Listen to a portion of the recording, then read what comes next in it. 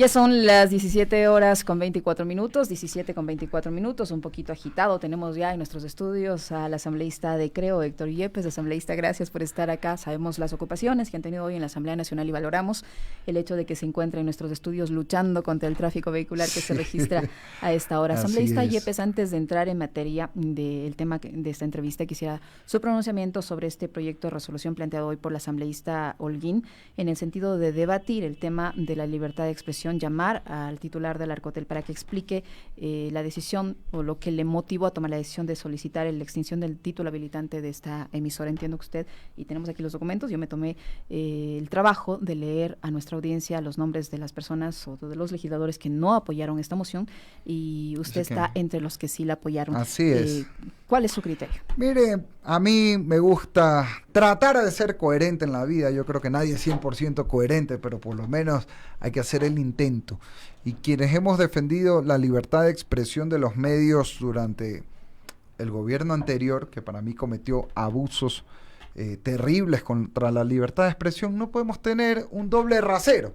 O sea, hay libertad de expresión cuando se trata de un medio privado que se oponía al correísmo, pero cuando se trata de un medio que es afín o que es identificado con la línea del correísmo, entonces o no que lo han estigmatizado también. Lo que fuere. No quiero hacer yo un juicio personal de valor, pero por simplificar el debate, entonces ahí no hay libertad de expresión. No, señor.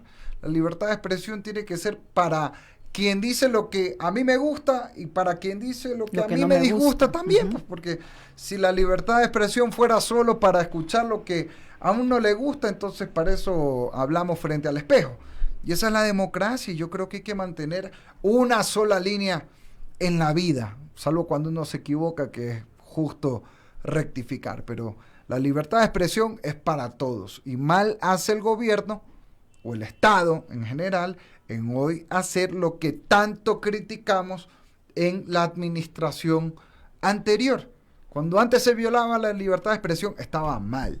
Y si eso se pretende hacer hoy, sigue estando igualmente mal, así como si se hace en cualquier otro gobierno, no importa la línea política. Así de lo que yo se me trata voy a mantener en esa de lo que se postura. trata, legislador Yepes, es de defender la libertad de expresión como principio, como derecho fundamental, como derecho humano fundamental. Y esta emisora tiene todo el derecho de ejercer esa libertad, sea en una línea editorial a favor o en contra, o en unos temas sí, otros temas no. Y eso yo creo que lo deben juzgar sus oyentes, no el Estado. Le agradezco por ese pronunciamiento. Vamos ahora sí a entrar en materia. Usted con otros asambleístas, presentó la Ley Orgánica de Fortalecimiento de las Familias del Ecuador, una propuesta que tiene temas interesantes, pero que ha recibido también críticas de algunos sectores que dicen que no es un momento de tener estos temas juzgados, lo digo por algunos sectores como tibios, cuando hay preocupaciones más, entre comillas, importantes, como el tema de materia de seguridad, la crisis económica, el desempleo, etcétera. Pero, ¿en qué consiste este proyecto para fortalecer a las familias en el Ecuador y en qué medida sí se podría fortalecer a las familias con una normativa? Bueno, primero esa es la libertad de expresión también de la que hemos estado hablando, estar a favor, estar en contra, y qué bueno que hay un debate. A mí me alegra que este tema se esté debatiendo, aunque sea en una postura distinta a la mía, pero que se debata la importancia de rescatar el valor de la familia en el Ecuador, porque si queremos empleo, ¿para qué es? En mi caso, como papá de un niño de 2 años, una que está en camino, y la gran mayoría de ecuatorianos, muchas gracias, queremos un empleo para dar de comer y dar una tranquilidad económica a nuestra familia. Queremos seguridad para que nuestra familia esté bien. Queremos salud, educación, para que nuestros hijos, nuestro cónyuge, nuestros padres estén sanos, para que nuestros hijos puedan estudiar y superarnos, que es lo que siempre queremos los padres, que nuestros hijos sean mejores que nosotros y tengan más oportunidades que nosotros. Entonces, primero, yo creo que el enfoque debe ser un enfoque de familia en el país. Y en esa línea nosotros hemos presentado varias propuestas en este proyecto de ley. Una, yo he sido muy frontal en defender la vida desde la concepción, siempre respetando posturas diferentes, pero creo que en algo que todos deberíamos coincidir es agilizar la adopción. en el país, porque no solo hay que defender el derecho de un niño o de una niña a nacer, sino a crecer con el amor de una familia, un hogar. Hoy tenemos muchos niños abandonados y sin embargo no logran ser adoptados cuando hay parejas que quieren hacerlo. ¿Por qué? Porque hay unas trabas espantosas en nuestra burocracia. ¿Qué hemos hecho? Trabajar con la Sociedad Protectora de la Infancia, que administra el hogar Inés Chambers, que trabaja desde hace décadas con, bueno, ya miles de niños han trabajado todo este tiempo, justamente en temas de adopción, para identificar cuáles son los cuellos de botella, reducir los tiempos, tanto en lo administrativo como en lo judicial, para que el proceso sea más ágil y también permitir la adopción desde el vientre. ¿Qué significa eso? ¿Qué significa? Que una mujer que está embarazada puede decidir desde la gestación dar a su hijo en adopción. Por supuesto, esa voluntad tiene que ratificarse al momento del nacimiento, porque también pasa frecuentemente que una mujer puede querer dar en adopción a su hijo, pero luego cuando ya da luz se arrepiente. De hecho, es bastante común, pero creo que esa posibilidad debe existir porque hay que pensar sobre todo en el derecho de ese niño, de esa niña, y ya lo dice la Constitución, el principio de interés superior del niño es siempre lo que debe primar. Y esta parte de su proyecto también ha generado controversia en el lado de las defensoras de los derechos de las mujeres que impulsan la despenalización del aborto en casos de violación. Ahora, precisamente, en la Corte Interamericana de los Derechos Humanos se realiza una audiencia por el caso de Paola, una niña que fue violada sistemáticamente por el vicerrector del colegio en el que ella estudiaba durante 2 años, la deja embarazada, la obliga a abortar. Ella es víctima de bullying, que se conoce ahora, tanto de sus compañeras, del colegio, de las autoridades, y termina quitándose la vida. Los sectores feministas aseguran que este tipo de propuestas no ayudan para sacar de esta situación de crisis a las personas que son víctimas, a las adolescentes que son víctimas de este tipo de violencia. Primero, mira ese caso, una niña violada obligada a abortar. Obligada por el violador, ojo. Claro, que es justamente parte de lo que nosotros argumentábamos para no dar paso a la legalización del aborto. La niña pidió ayuda al médico para abortar. Ella decidió no tener ese hijo fruto de la violación, y el médico lo que le hizo fue chantajearle con favores sexuales para realizarle el aborto. La niña finalmente murió. Eso es terrible y son casos que nos interpelan a todos. Pero yo quiero llevar este tema del proyecto de ley a un punto donde también podemos seguir debatiendo eternamente entre quienes somos pro vida y quienes son pro aborto legal. Perfecto, pero yo creo que un tema en el que todos deberíamos coincidir, independientemente de este debate que se decidirá en democracia, es la necesidad de fortalecer la adopción. Porque yo sí admito una crítica que se ha hecho a los sectores pro vida. Se preocupan porque el niño nazca, ¿y luego qué?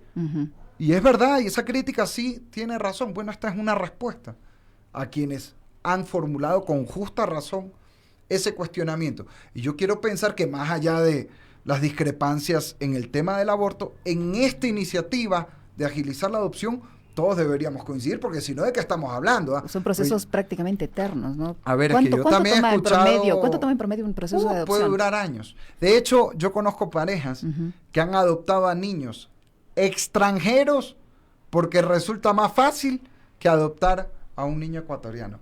Yo creo que eso es un crimen, tener niños en el país que necesitan una familia, parejas que quieren adoptarlos, que son aptas para adoptar de acuerdo ya a los procesos de ley, y que no se puede hacer por pura traba burocrática. A mí me parece una injusticia sin nombre, y ojalá sepamos dejar de lado diferencias en otros temas para coincidir en estos donde los únicos que van a ganar son nuestros niños. ¿Qué se debería reformar para agilitar estos procesos de adopción? Insisto, en esto nosotros hemos seguido las recomendaciones técnicas de la Sociedad Protectora de la Infancia. Básicamente es acortar los tiempos en lo administrativo, poner un plazo estricto y evitar que se repitan diligencias ya en lo judicial, para que no se eternicen estos procesos.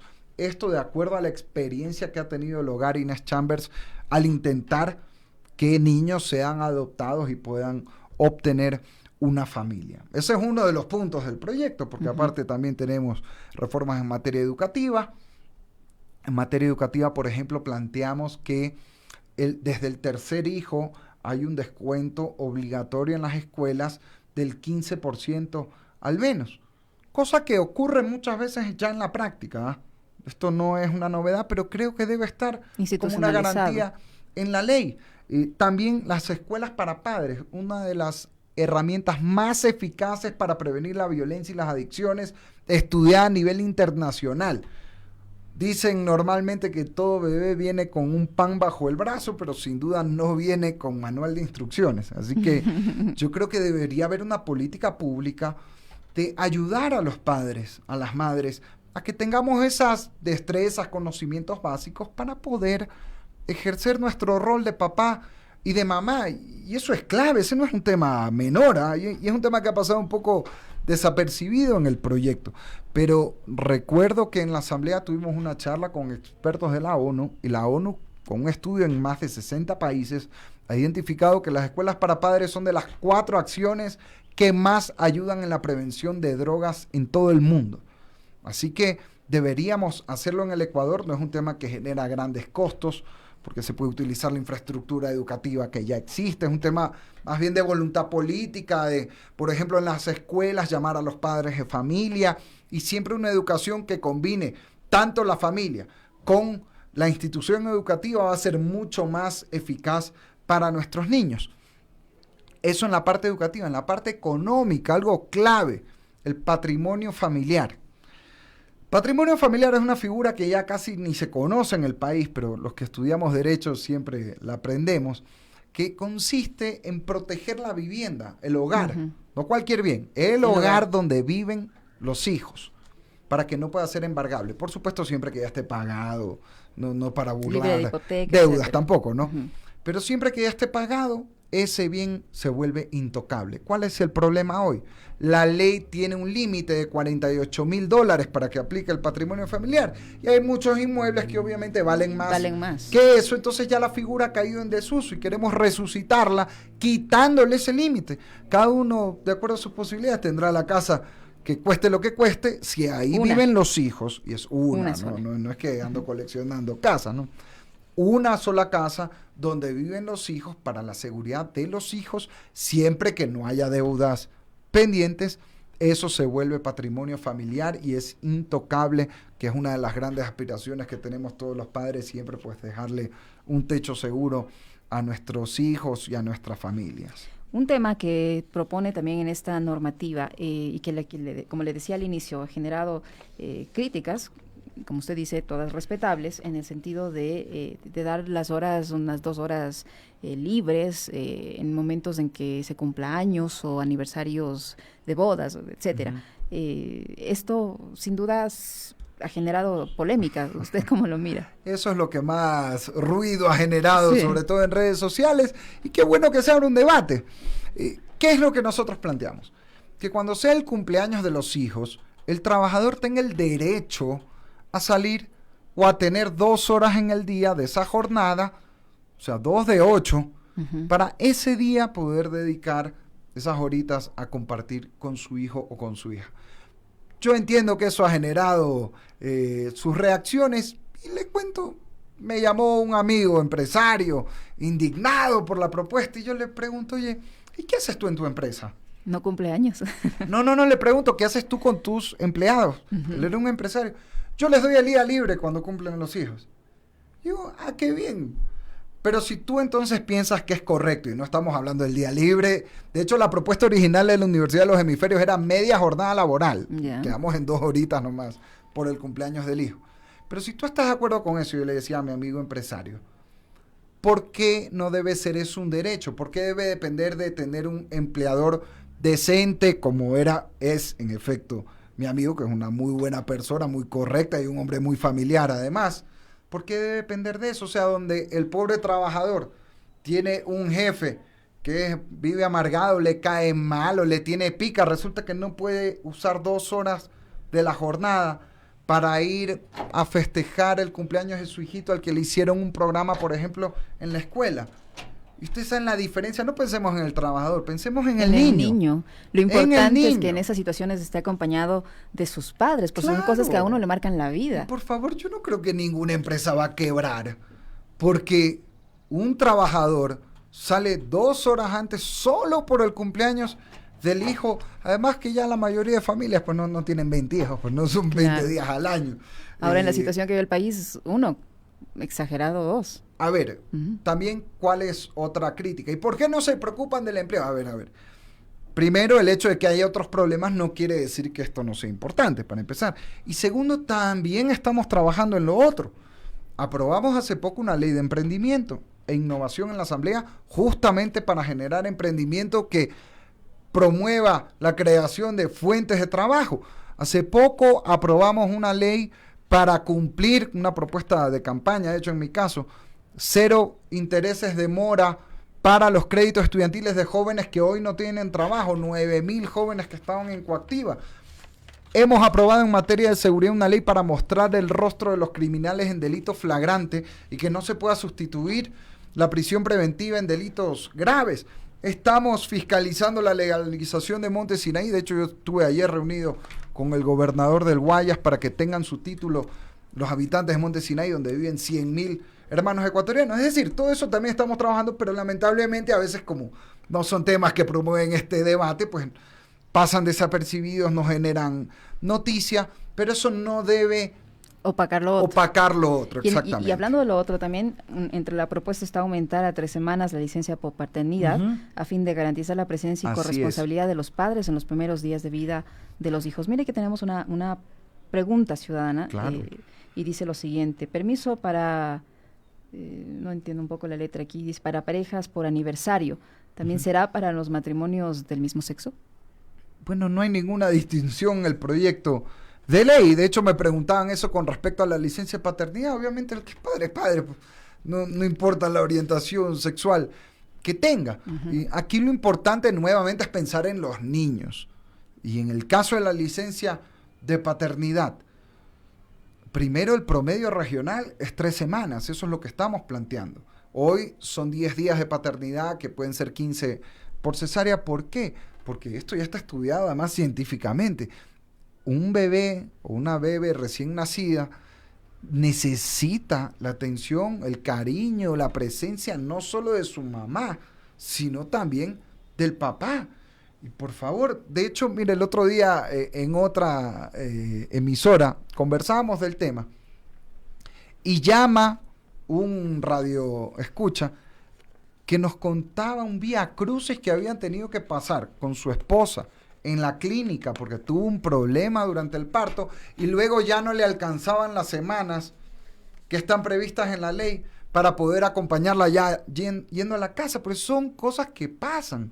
Y nuevamente, por supuesto que el empleo es importantísimo, la seguridad es importantísima y hay que trabajar y estamos trabajando en esos temas, pero también casos así deben interpelarnos y llevarnos a corregir las cosas y a que estos espacios, este tiempo no dependan de tener un jefe buena gente, sean un derecho del trabajador y sobre todo un derecho del hijo o de la hija del trabajador, que es el enfoque importante y es donde prevalece, como ya dice la Constitución, el interés superior del niño. Para finalizar, asambleísta Yepes, ¿cuál va a ser el procedimiento? Ya ha sido presentado este proyecto, ¿cuándo será calificado y pasado al Pleno? Ya eso depende del CAL, del Consejo de la Administración Legislativa. Esperemos que pronto se le dé trámite y que haya debate. Por ejemplo, en el tema de las horas laborables, hay algunos que dicen puede haber mejor un incentivo tributario, recuperables o no. Mi propuesta es que no sean recuperables porque yo no creo que nadie va a quebrar porque 2 horas se fue alguien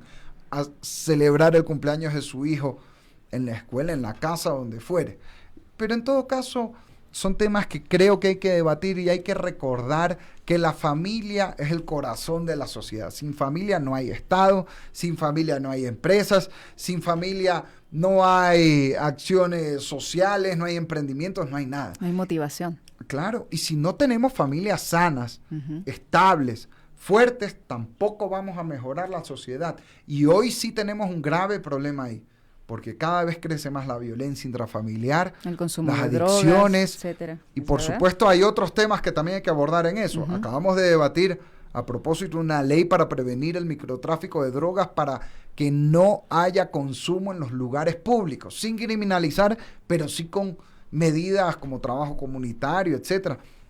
Que nuestros parques sean para los niños y para las familias, no para las drogas. En eso estamos avanzando.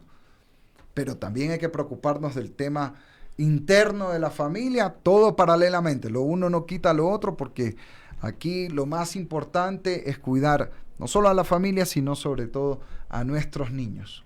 Le queremos agradecer, asambleísta Héctor Yepes, por habernos acompañado en esta tarde hablando de la Ley Orgánica de Fortalecimiento de las Familias del Ecuador, un proyecto que ha sido presentado por un grupo de legisladores encabezados por Héctor Yepes, quien nos ha acompañado esta tarde en la tercera emisión de Punto Noticias. Gracias, asambleísta Yepes, por su presencia. Vamos a una pausa, volvemos enseguida con más. Secretaría Nacional de Comunicación. Infórmate y mantén la calma en torno al coronavirus.